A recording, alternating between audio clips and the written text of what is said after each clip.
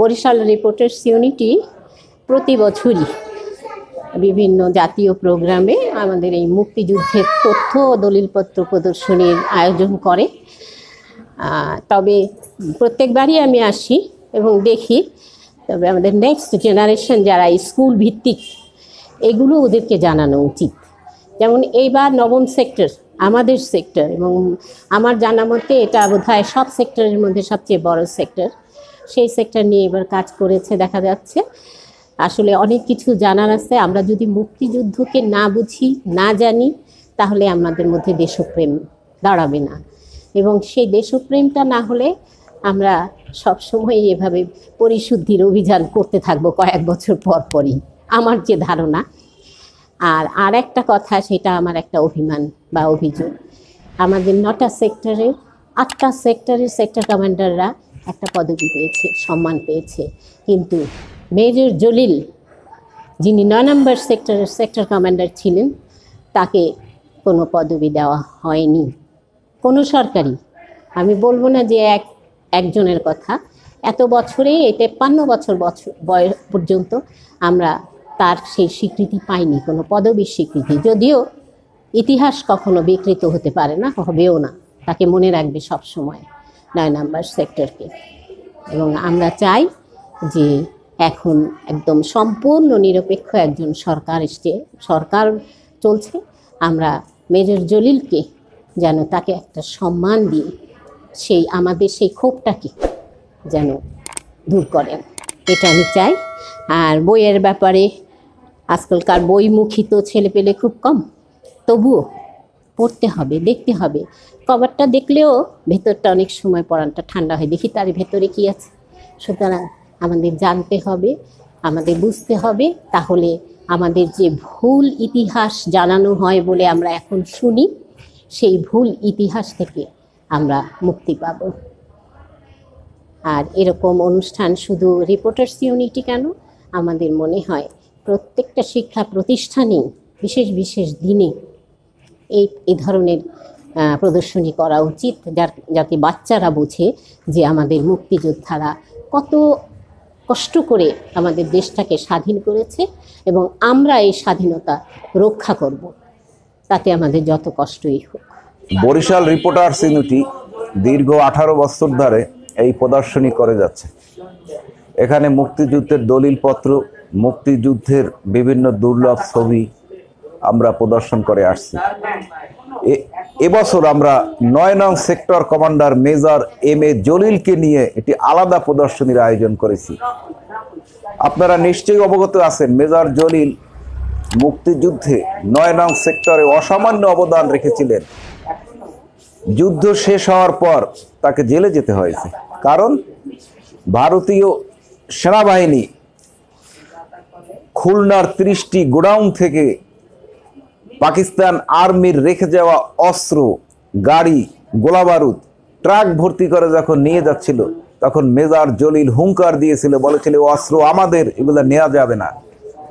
ভারতের ইশারায় তখন তাকে গ্রেপ্তার করা হলো। পরবর্তীতে মেজর জলিলের খেতাবটিও ছিনিয়ে নেওয়া হলো। 73-এর জাতীয় নির্বাচনে মেজর জলিল অংশগ্রহণ করেছিলেন। এই আওয়ামী লীগ তার ব্যালট বাক্স হেলিকপ্টারে করে ঢাকায় নিয়ে গিয়ে তাকে নির্বাচিত হওয়া থেকে বঞ্চিত করেছিল। এভাবে একের পর এক আওয়ামী লীগ মেজর জলিলের উপর অত্যাচার, নির্যাতন করেছে।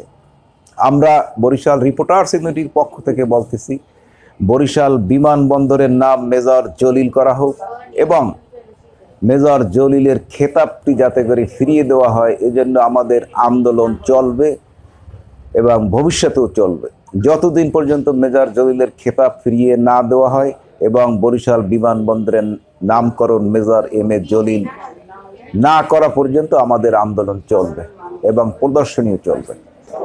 মুক্তিযুদ্ধে 9ম সেক্টর নিয়ে বরিশাল রিপোর্টার্স ইউনিটি যে চমৎকার আয়োজনটি করলো, তা আমি ঘুরে ঘুরে দেখলাম এবং অত্যন্ত তথ্য সমৃদ্ধ একটি আয়োজন।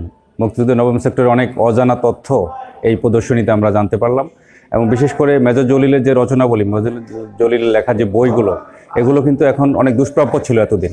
এখন আমরা আজকে যে বইগুলো দেখলাম এগুলোর মাধ্যমে আশা করি যে এইসব বই যদি তরুণ প্রজন্ম সংগ্রহ করতে পারে, পড়তে পারে, তাহলে কিন্তু এই নবম সেক্টর সম্পর্কে আরও অনেক অজানা তথ্য আমরা জানতে পারবো। এই সুন্দর আয়োজনের জন্য আমি বরিশাল রিপোর্টার্স ইউনিটিকে ধন্যবাদ জানাই। বিশেষ করে এই যে তথ্যগুলো সংগ্রহের ক্ষেত্রে যিনি ভূমিকা রেখেছেন তিনি একজন গবেষক, তিনি একজন লেখক এবং প্রখ্যাত সাংবাদিক। বরিশালে যারা এখানে সাংবাদিকতা করেন তাদের মধ্যে যিনি সবচেয়ে বেশি খোঁজখবর রাখেন, বইয়ের খবর রাখেন, তিনি হচ্ছেন আনিসুর রহমান স্বপন ভাই। তার এই উদ্যোগকে আমি স্বাগত জানাই। তিনি অত্যন্ত পরিশ্রম করে এই জিনিসগুলো করেছেন। তার এই পরিশ্রম না হলে এত সুন্দর আয়োজন কিন্তু এখানে সম্ভব ছিল না। আমি আশা করি যে এই প্রদর্শনীর মাধ্যমে ভবিষ্যতে আমরা মুক্তিযুদ্ধের উপর যে গবেষণা, নবম সেক্টর সম্পর্কে স্পেশালি যে গবেষণার জন্য এখানে অনেক দুর্লভ কিছু বইপত্র রয়েছে, কিছু ডকুমেন্ট রয়েছে, এগুলো আগামী প্রজন্মের গবেষকদের জন্য অবশ্যই কাজে লাগবে। আমি বরিশাল রিপোর্টার্স ইউনিটিকে আন্তরিক ধন্যবাদ জানাই এই সুন্দর আয়োজনের জন্য। বরিশাল রিপোর্টার্স ইউনিটির আজকের আয়োজনটা আমার কাছে মনোমুগ্ধকর লেগেছে।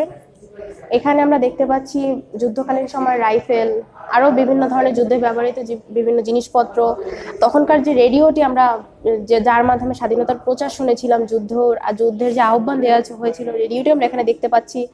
এখানে আমরা বেশ কিছু দলিল চিত্র দেখতে পাচ্ছি যার দারুণ আমরা তখনকার যে যুদ্ধের পরিস্থিতি ছিল এটা আমরা উপলব্ধি করতে পারছি। আমার জন্ম হয়েছে 2005 সালে, যেহেতু আমি যুদ্ধ দেখার প্রশ্ন আসে না।